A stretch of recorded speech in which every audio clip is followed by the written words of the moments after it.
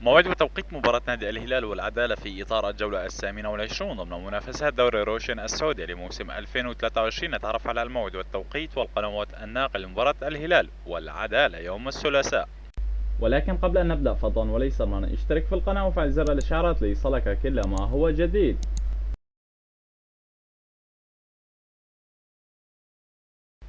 موعد المباراة يوم الثلاثاء 23/5/2023. نادي العدالة يستضيف الهلال في إطار الجولة ال18 ضمن منافسة دوري روشن السعودي. ستقام المباراة على أرضية ملعب الأمير عبدالله بن جلوم ملعب العدالة، وستنطلق بداية المباراة في تمام الساعة 7 مساء بتوقيت مكة المكرمة وبتوقيت العراق وسوريا. وستذاع المباراة عبر قناة SSC سبورت الرياضية القنوات السعودية. وما هي توقعاتكم لنتيجة مباراة الهلال والعدالة يوم الثلاثاء في تمام الساعة 7 مساء بتوقيت مكة المكرمة؟